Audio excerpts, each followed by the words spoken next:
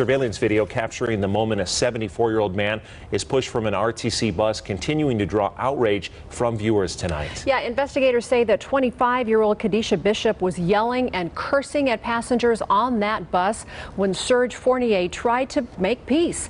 That's when Bishop pushed him, a move that the Clark County coroner says led to his death weeks later. Well, tonight Bishop is out on house arrest, and irate community members want to know why. Here's a couple questions that continue to pop up in different form on social media.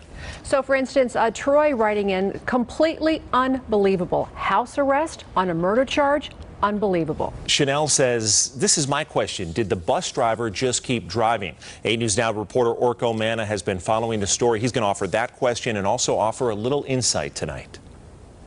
Well, Nevada law defines murder as an unlawful killing of a human being done with malice. Bishop, who was released on bail Wednesday, is currently being charged with open murder. In order to convict Bishop of first-degree murder, prosecutors will need to prove the killing was premeditated or done while committing a serious felony. To qualify as second-degree murder, prosecutors will need to prove that Bishop acted so recklessly that she should have known her actions would lead to Fournier's unintentional death. Now, to prove voluntary manslaughter, they'll need to show Bishop committed the homicide in the heat of passion, and to prove involuntary manslaughter, they only need to prove the homicide was committed without the intent to kill. Well, a picture tells 1,000 words. And a video says even more. Police say this shocking footage shows Kadisha Bishop pushing 74-year-old Serge Fournier off an RTC bus in March. Fournier died in late April from blunt force trauma torso injuries. The coroner ruled it a homicide. The surveillance video has captured the attention of thousands, including Clark County District Attorney Steve Wolfson. This lady should not be on the streets. DA Wolfson tells me Bishop posted the $100,000 bail. He agrees with the many people who say Bishop should not be out on house arrest.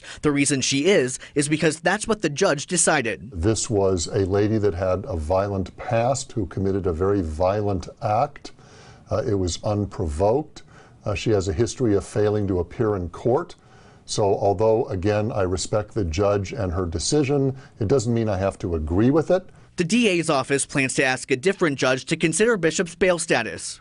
As far as concerns that the bus driver just drove on, the RTC says that isn't true. They released a statement saying in part, quote, the bus driver was operated by our contractor, Keolis, whose driver immediately called for help, attended to her passengers on the bus, and provided assistance to Mr. Fournier.